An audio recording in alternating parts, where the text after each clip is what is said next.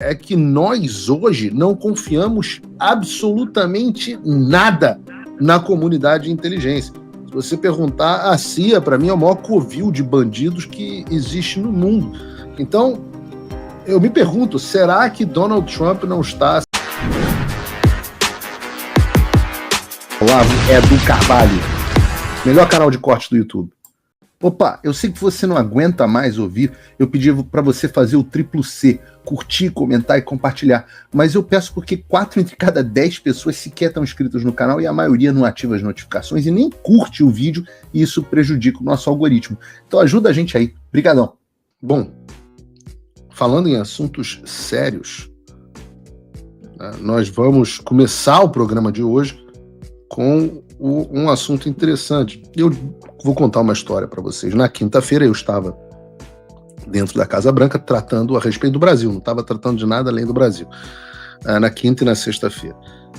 E durante as minhas reuniões, logo em seguida de uma delas, onde a gente estava combinando o que ia fazer em relação ao Brasil, etc, os próximos passos, e até que Israel, eu brinquei com um amigo meu, né? Porque todo mundo sabe que eu sou muito pró-Israel, eu tenho uma posição muito forte pró-Israel, pró-judeus, etc.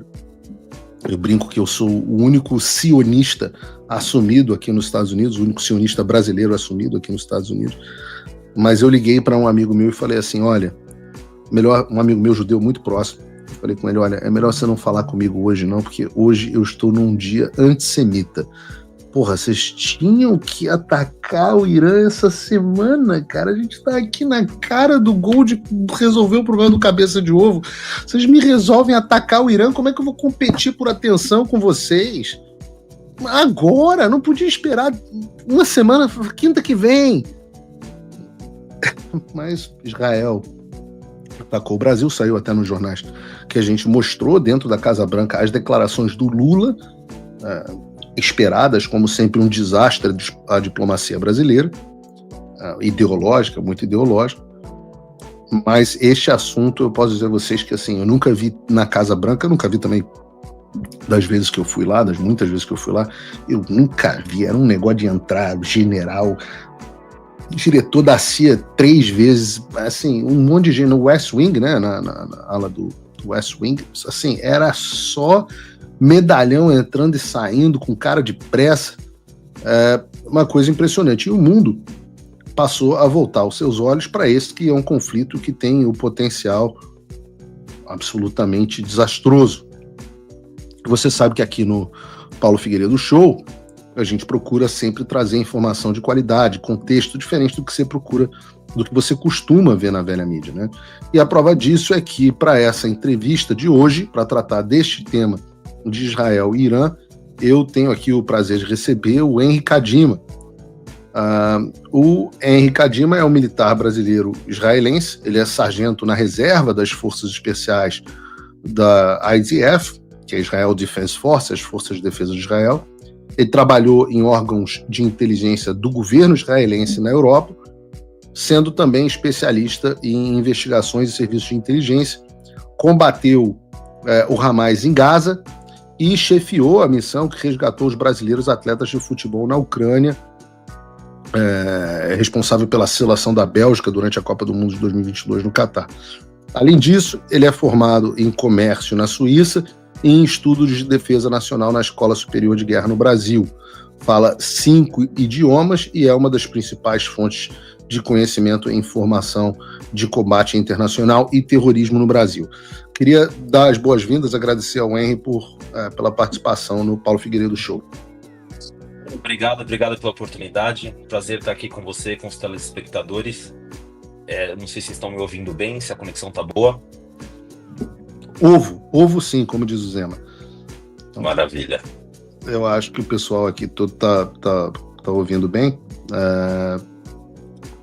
Bom, o Henry queria começar te fazendo algumas perguntas, talvez não tanto na linha do que você espere, mas eu quero dizer a você o seguinte, eu não consigo deixar de acompanhar a situação em Israel, que justificou os ataques no Irã com a ideia de que o Irã estava muito próximo de ter armamentos nucleares que colocariam não só Israel, mas o mundo inteiro em risco.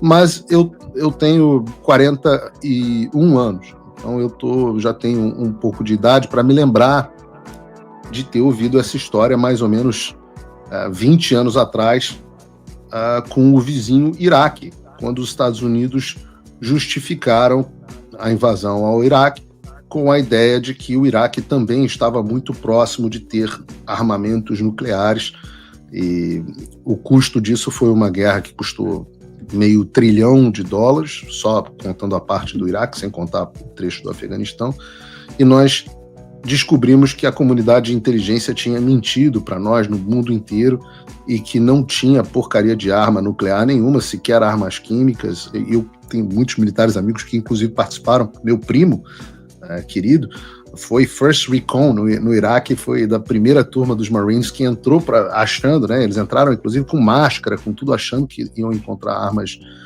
químicas, e no final das contas não encontraram nada. Uma guerra que traumatizou muito os Estados Unidos. Inclusive muita gente atribui o fenômeno Donald Trump a duas coisas: a crise financeira de 2008, né, que meio que demoliu o que se chamava de consenso de Washington, e a guerra no Iraque, que acabou com a confiança dos americanos no seu governo. E a pergunta que eu faço para você, contando essa história longa, é: o que é diferente nesta situação do Irã? Fala, amigos do canal. Tá gostando desse vídeo? Então não esqueça de deixar o like, comente quanto quiser e compartilhe com seus amigos e inimigos por um Brasil melhor e mais justo. Inscreva-se no canal e nos ajude a chegar a 1 milhão de inscritos. Não saia daí que o melhor desse vídeo ainda está por vir. Melhor canal de corte do YouTube.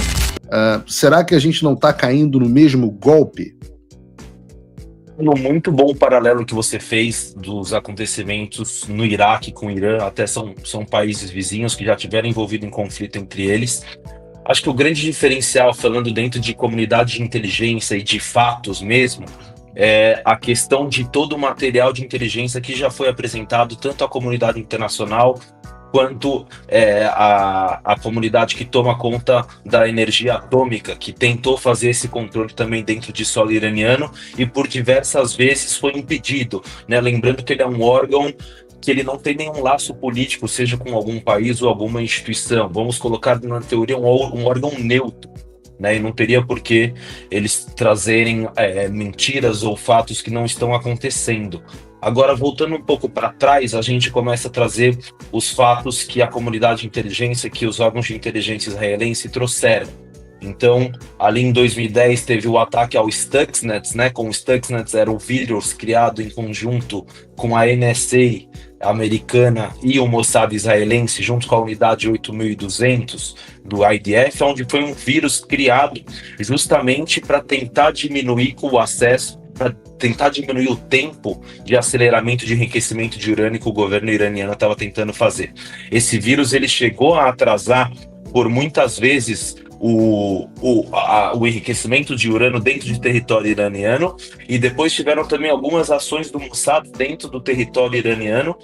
Por exemplo, quando invadiram em 2018 uma safe house, né, um depósito da Guarda Revolucionária Iraniana, e o Mossad ali apreendeu uma série de documentos confidenciais e foram mostrados ao público via o primeiro-ministro israelense Benjamin Netanyahu, mostrando e comprovando essas centrífugas nucleares com o objetivo de acelerar e enriquecer urânio para um armamento atômico.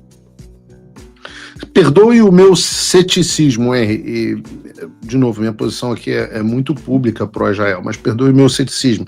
Eu também me lembro do Colin Powell fazendo uma apresentação para o Congresso, mostrando onde estariam todos os armamentos do Saddam Hussein, um consenso da comunidade de inteligência internacional de que o Saddam Hussein tinha e estava tentando produzir armas de destruição em massa, era o termo que se utilizava na época, em larga escala. E também me lembro de outro paralelo parecido, né? Na época, o Saddam Hussein, até hoje eu nunca consegui entender porquê, não deixava os inspetores da ONU terem acesso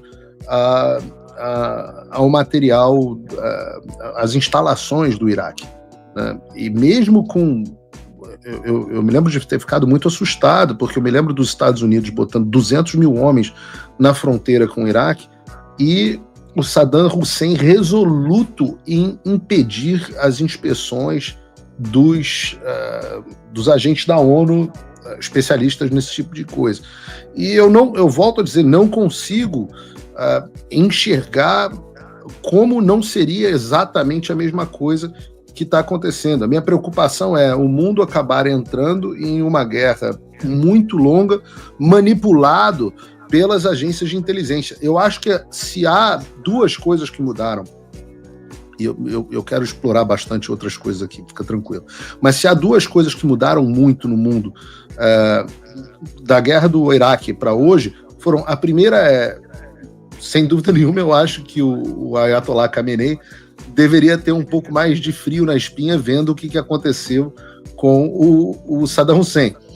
Mas o outro lado dessa história é que nós hoje não confiamos absolutamente nada na comunidade de inteligência. Se você perguntar, a CIA, para mim, é o maior covil de bandidos que existe no mundo. Então, eu me pergunto, será que Donald Trump não está sendo levado a uma guerra manipulado por essa comunidade de inteligência? Uma coisa que eu gosto muito que o presidente Trump fez, inclusive no primeiro mandato, ele não usou a CIA como a principal fonte de informação para ele. Ele pegou agências particulares de inteligência e montou, junto com pessoas de sua própria confiança, o seu grupo de inteligência.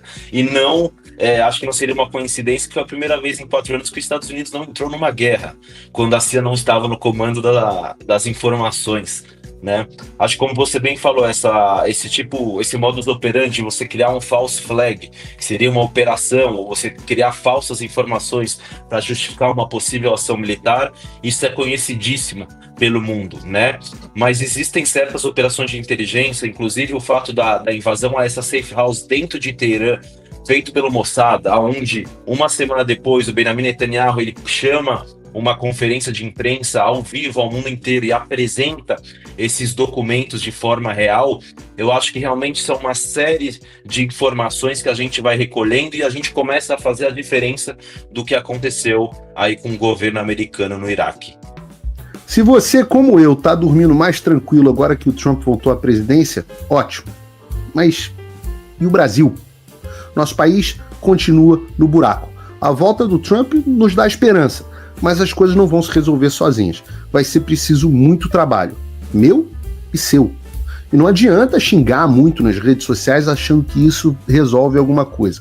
Não tem salvador da pátria, não tem um político que vai resolver por você. A responsabilidade é sua. Eu larguei tudo para me dedicar a isso. E você? Como você pode ajudar sem abandonar as suas obrigações? Simples. Apoie quem está na linha de frente. Sem isso, esse trabalho simplesmente não continua. Acesse www.paulofigueiredoshow.com/apoie e com a partir de $5 por mês, garanta que isso siga em frente. Se puder ir além, torne-se meu patrono Gold e participe do meu grupo privado e ajude a definir as minhas próximas pautas. A diferença entre vencer e perder está na ação. Durma tranquilo, sabendo que você fez a sua parte. Faça o tal do triplo C. Curta, comenta, porque a integração do chat ajuda muito, e compartilhe. Você pode fazer essas 3 coisas que ajudam o algoritmo a aparecer. Mas eu não estou brincando não, pessoal. Dá uma paradinha agora de 1 segundo e clica no joinha, que às vezes a pessoa já está acostumada a ouvir isso. Não, é importante que você faça isso, porque se você não fizer, inclusive atrapalha o vídeo. Parece que o vídeo é menos relevante.